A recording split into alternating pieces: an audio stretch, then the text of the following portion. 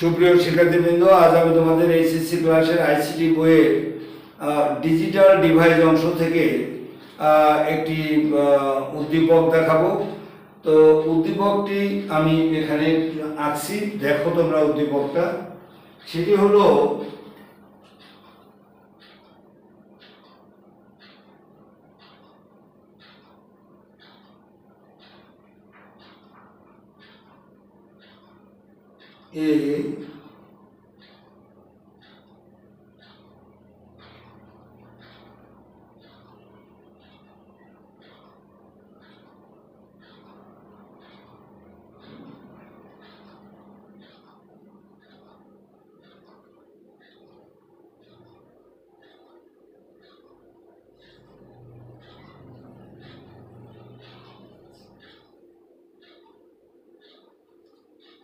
এখান থেকে এই হলো আমাদের উদ্দীপক। তো এই উদ্দীপক থেকে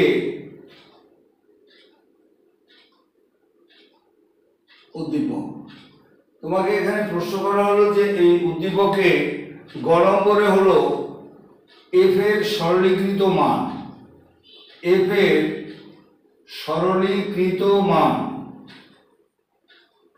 মান কত, সরলীকৃত মান কত, এফ এর সরলীকৃত মান কত, এখানে তোমাকে প্রশ্ন করা হয়েছে। তো এই এখানে আর ঘ নম্বরে বলা হয়েছে, এখানে এটা ঘ, যদি এই এটা মনে করো হলো 1, এটা 2, যদি প্রশ্ন করা হয় 1 কে নট এবং 2 কে এক্সর তৈরি করলে এফ এর সরলীকৃত মানের লজিক গেট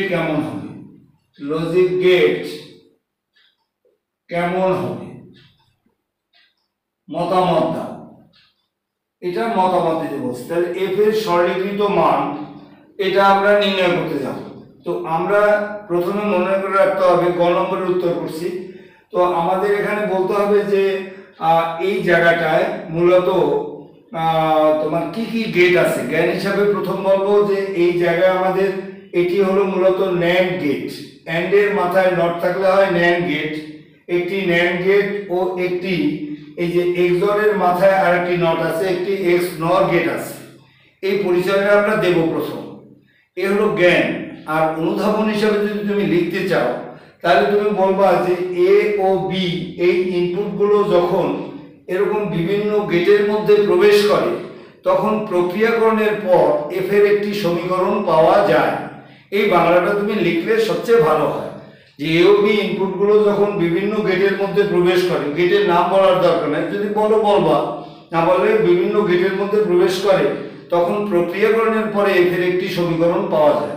তো এফ এর সমীকরণটি হচ্ছে আমাদের, দেখো এফ সমান সমান এখন লিখতেছি, এখান থেকে এ ঢুকে গেল এটার মধ্যে, এখান থেকে এ আসলো এটার মধ্যে, এখান থেকে বি ঢুকলো এটার মধ্যে। এই এ বি যখন এটার মধ্যে ঢুকছে, এখানে হলো এ বি গুণ হবে এটার মধ্যে, এ আর বি গুণ হবে। এই গুণটা যখন এই নটের মধ্যে দিয়ে বের হবে তখন এখানে হবে এ বি নট। তাহলে আমাদের এই এ বি নট এটার মধ্যে ঢুকলো, এখান থেকে এ ঢুকলো, এটার মধ্যে ঢুকলো হবে A XOR A B not. এই হলো এ বি নট। যখন এই A plus A XOR A B not এটার মধ্যে হলো, যখন এই গোল দিয়ে বের হলো তখন হলো আমাদের এই হোল নট হয়ে গেল এটার জন্য। তো আমাদের এইখানে এইটার সূত্র আছে, এক্সর গেটের সূত্র হলো এরকম, যদি দুইটা ইনপুট এ ও বি থাকে এক্সর গেটের সূত্র হলো A not B plus A B not, তাহলে প্রথম এটাকে এ মনে করো আর এটাকে বি মনে করো। এই অংশটাকে তুমি এ ভাবো, এই অংশটাকে তুমি বি ভাবো। তাইলে আমাদের হবে প্রথমটা হবে এ নট, তারপরটা হবে বি প্লাস এ আবার বি নট। তো আমি ছেলে মেয়েদের যেটা পড়াই সেটা হলো এখানে পড়াই নো ইয়েস নো বলতে এটার মাথার উপর একটি নট আছে, ইয়েস বলতে নট নাই। No yes plus yes no, yes বললে বুঝতে হবে কোনো নট নাই।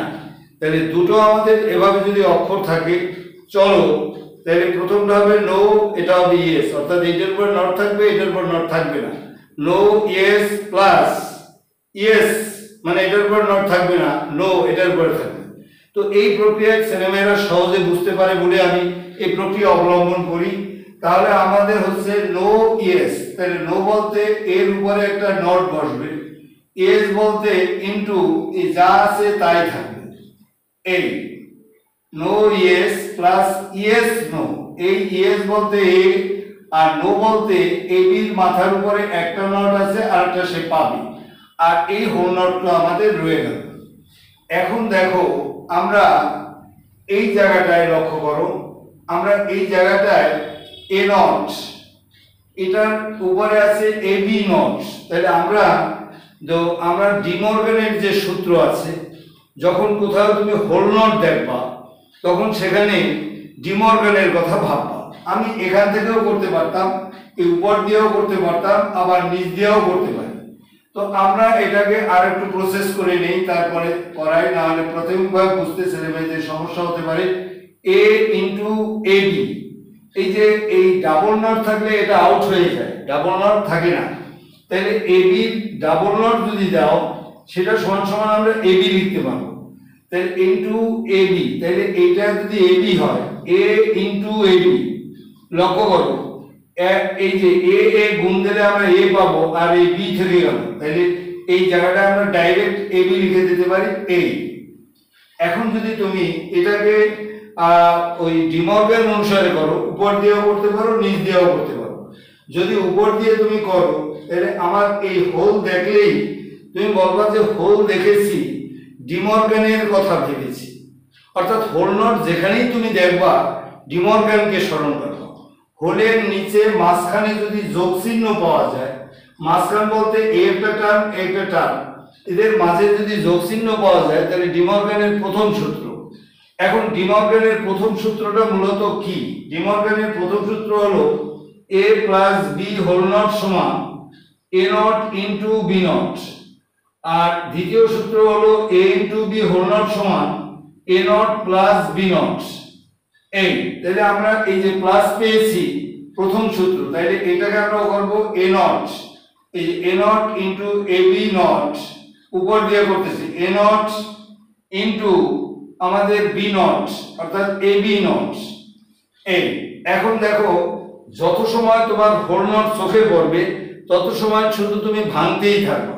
তাহলে আবার হোল দেখেছি, ডিমর্গানের কথা ভেবেছি, হোলের নিচে গুণ চিহ্ন পেয়েছি, এই যে গুণ চিহ্ন ডিমর্গানের দ্বিতীয় সূত্র। তাহলে এটাকে এ ভাবো, এটাকে বি ভাবো, a into B whole not সমান এ নট মানে double not plus A b এরও ডাবল নট, এই গেল একটা টার্ম, ইন্টু আমাদের হলো এ বি নট। এখন এ বি নট থাকলে এটাও আমি ভাঙাই পারি, হোল দেখেছি ডিমর্গান, হোলের নিচে গুণ চিহ্ন পেয়েছি, ডিমর্গানের দ্বিতীয় সূত্র।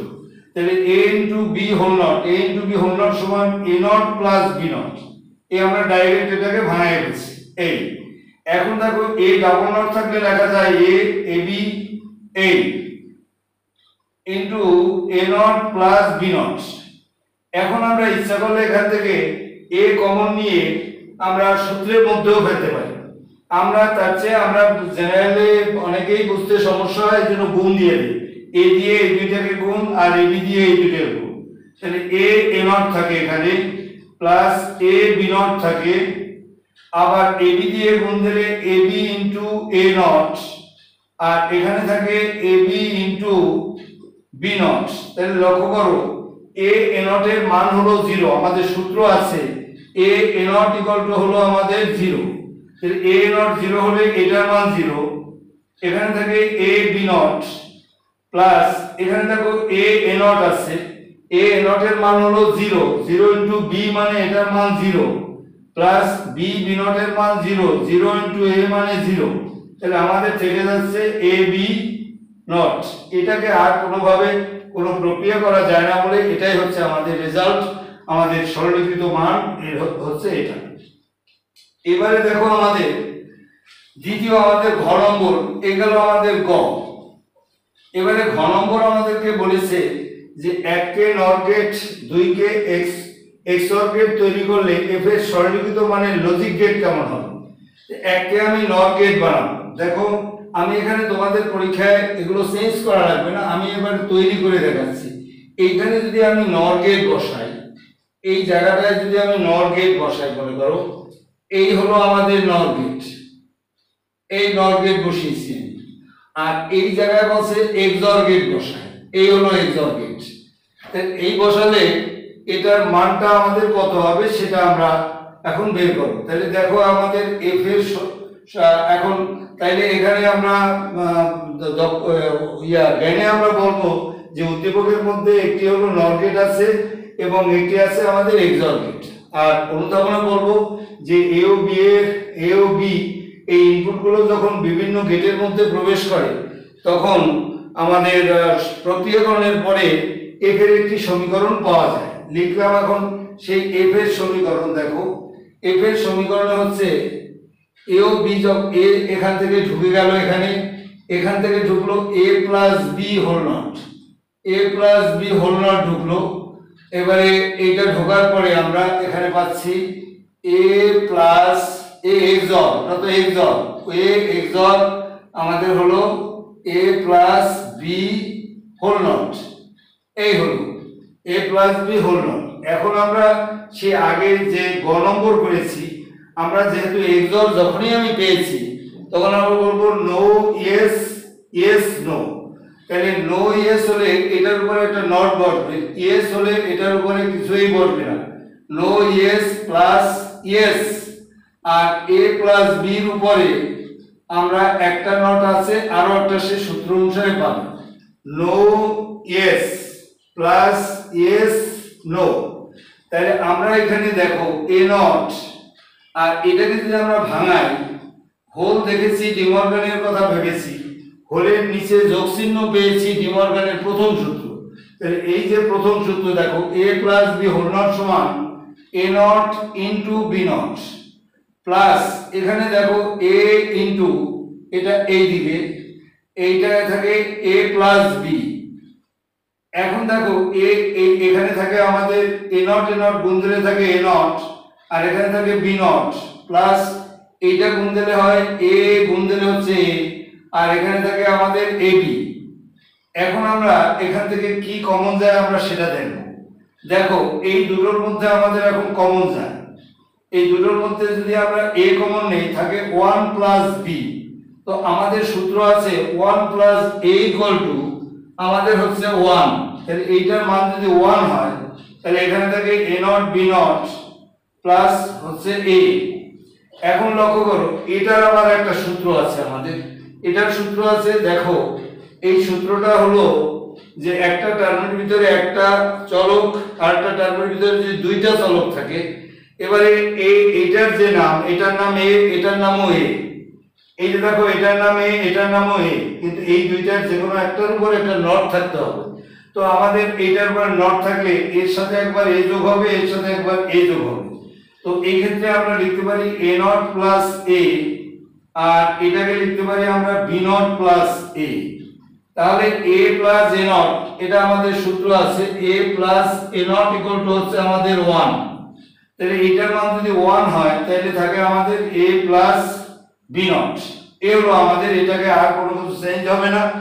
এই সরলীকৃত মান পেয়েছি, এর লজিক গেট আছে। এই লজিক গেটটা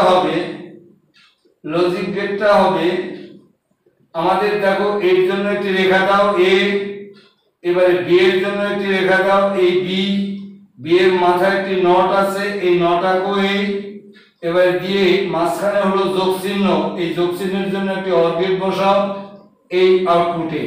এই হলো আমাদের লজিক গেট। এভাবে আমাদের করতে হবে। সকলকে অনেক ধন্যবাদ। আমার ভিডিও ভালো লাগলে এটাকে লাইক এবং সাবস্ক্রাইব করবে।